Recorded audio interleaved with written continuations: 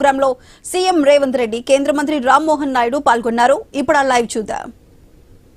Leadership of our Honorable Prime Minister Narendra Modi ji and his vision of ease of doing business, India is fast emerging as a global hub for aircraft and engine maintenance.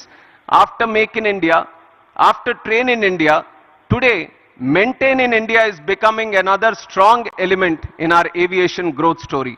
With an investment of 150 million, first time a global engine OEM is setting the type of capability that we are seeing today in Safran. And it is projected that by 2028, around 25% of Safran's global LEAP MRO is expected to come from India. Here, I would like to highlight that there have been various progressive measures taken by the central government which have stimulated the MRO development in the country, including introduction of new MRO guidelines. This was in September 2021, eliminating royalties and ensuring transparency in land allotments at our Airport Authority of India airports.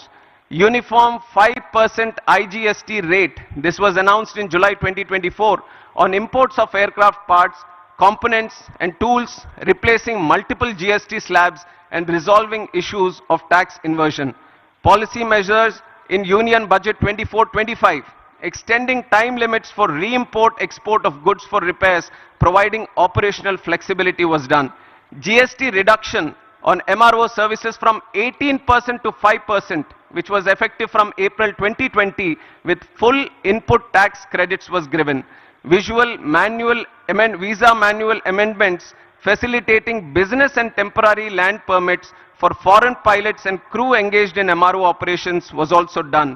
Amendment to Rule 61 of Aircraft Rules 1937 was done in April 2022, extending AME license validity from 5 to 10 years for ease of doing business.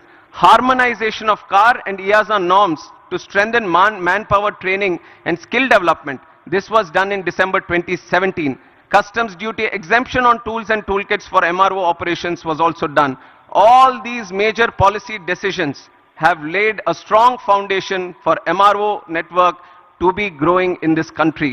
As a result of these initiatives taken by our Honorable Prime Minister, the total number of MRO facilities within India has increased from 96 in 2014 to 166 in 2025. But I see that despite this projected growth, there are some challenges that still exist. Today, import dependence for online maintenance is only 10 to 20%.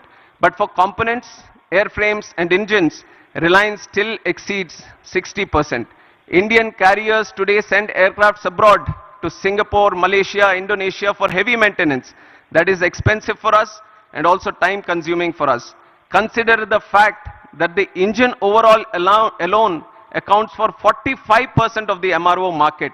So I see unique advantages to make in India a MRO hub with savings of up to 15 billion US dollars over the next 10 years in foreign exchange. And in that context, I hold the view that today's inauguration of Safran's LEAP MRO facility by our Honorable Prime Minister puts us well on the path to emerge as a leading MRO hub by 2030. And I'm especially appreciative